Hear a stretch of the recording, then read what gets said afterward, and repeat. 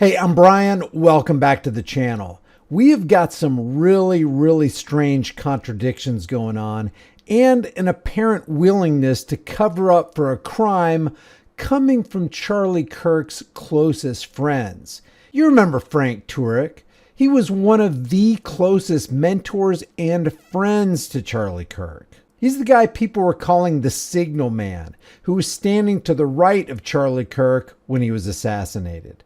Frank is a Christian apologist with a ministry called crossexamined.org. He frequently speaks at TPUSA events, and from day one, Frank has not stopped parroting the government's official lone gunman story. Yesterday on his YouTube channel Cross-Examined, he interviewed cold case homicide detective J. Warner Wallace.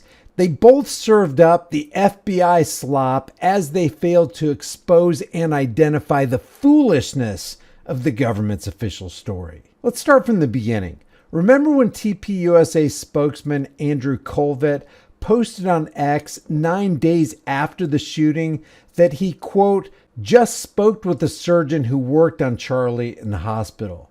He wrote that the surgeon said the bullet absolutely should have gone through, which is very normal for a high-powered, high-velocity round.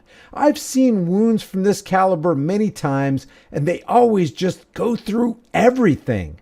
This would have taken a moose or two down, an elk, etc. But it didn't go through. Charlie's body stopped it. Andrew says, quote, I mentioned to his doctor that there were dozens of staff, students, and special guests standing directly behind Charlie on the other side of the tent, and he replied, it was an absolute miracle that someone else didn't get killed. The surgeon went so far as to say his bone was so healthy and the density was so impressive that he's like the man of steel. It should have just gone through and through. It likely would have killed those standing behind him, too. In the end, the coroner did find the bullet just beneath the skin. Even in death, Charlie managed to save the lives of those around him. Remarkable, miraculous. So a mere 9 days out from the assassination, which is when this post was written, Frank knows that the official story is that the bullet didn't go through, that there was no exit wound. And yet, during this interview with Wallace yesterday, he said this. And this, of course, is going to all come out in the autopsy. Right. I'm looking down at Charlie, and we're trying to stop the blood coming from his neck. I don't believe there was an exit wound on the other side. Otherwise, that would have been bleeding too. And we weren't trying to stop bleeding on the back of his neck. We were trying to stop it on the front. So now, could there have been a possible, but I'm looking, I mean, I'm right there, you know, he's a foot away and sometimes doing CPR, you know, I'm right on him. And I do not think there was an exit wound in the back of the neck. Maybe there was, but it would seem like we would have to be stopping blood from that angle too, if that were the case. Why in the world would Frank say, I don't think there was an exit wound? I do not think there was an exit wound. When he already knew that the official story and the initial surgeon said there wasn't an exit wound and that the bullet was found inside of Charlie's body. This is nothing personal against Frank Turek, but there are 4 professions I just don't trust: priests, police, preachers, and politicians. And Frank is kind of a preacher, and he doesn't seem to be being honest here. Next, we know from the video that not one person there attempted to stop the bleeding, and that there was no blood to be found on any one of them, except maybe some here on this guy with the black shirt. Nevertheless, Frank says, I'm looking down at Charlie, and we're trying to stop the blood coming from his neck. You were trying to stop the blood, Frank? When? While he was being taken to the SUV? There's no sign of any blood coming out of Charlie. When did you try to stop it? This next one is really important too, because Wallace is talking about the FBI working to eliminate every potential theory that could contradict the official story. And then Frank says something about the close proximity of the shot versus the distance. So what they're going to do is knock down every potential far-fetched conspiracy that a defense attorney can raise. They're going to knock all those down.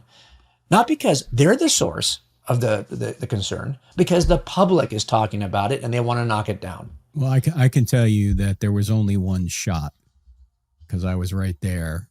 I didn't hear a second shot. There were probably 5,000 or 6,000 other people there. If this guy up on the roof did take a shot, that was the shot.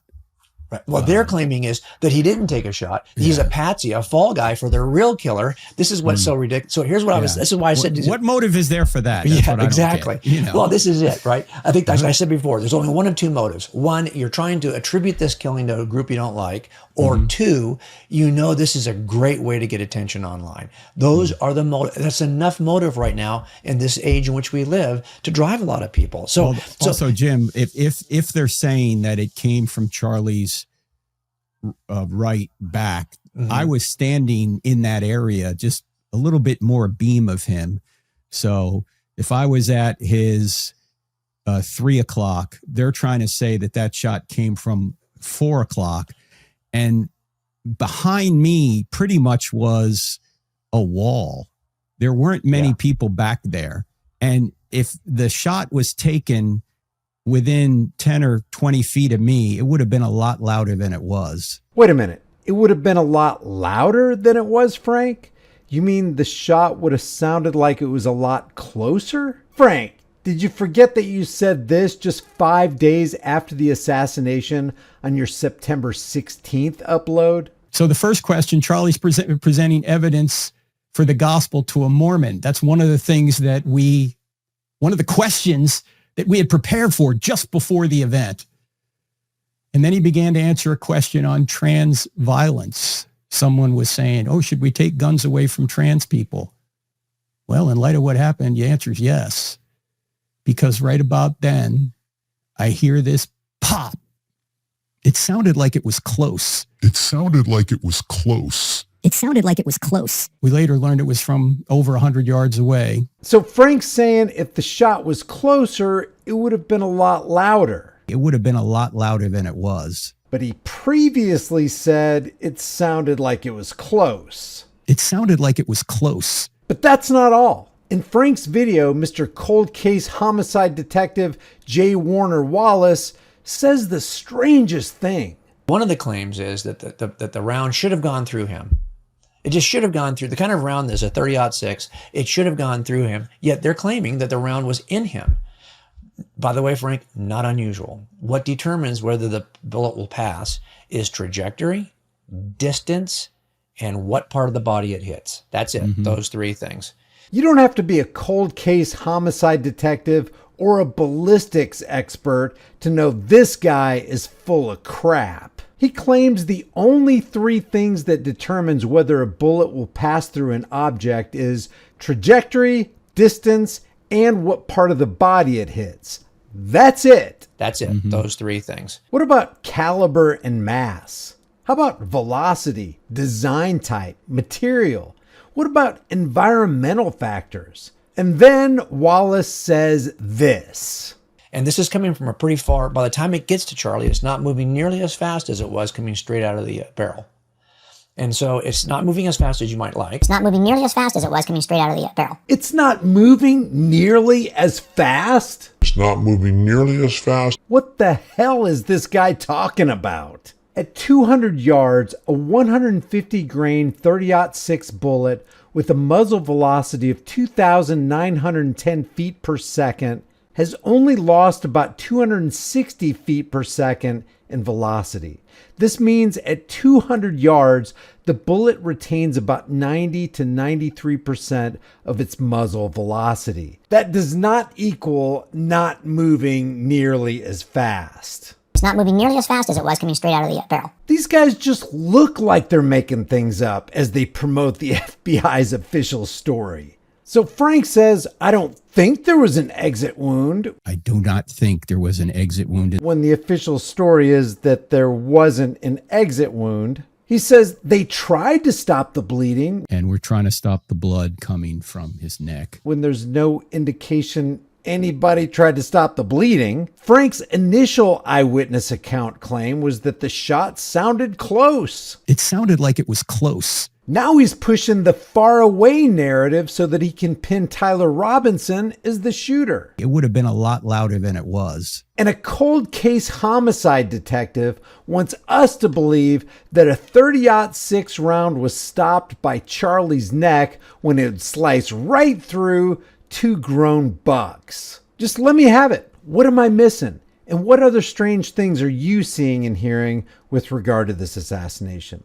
Leave your thoughts in the comments section below. If you want to support this channel, you can do it for free. Just like this video, share this video, subscribe to the channel, and hit the bell notification icon. Remember, the price of freedom is now and will always be eternal vigilance. And indifference to this notion is the means by which the people have and will secure their own oppression. Let's stop securing our own oppression. Let's keep asking questions, and let's stop securing our own oppression today.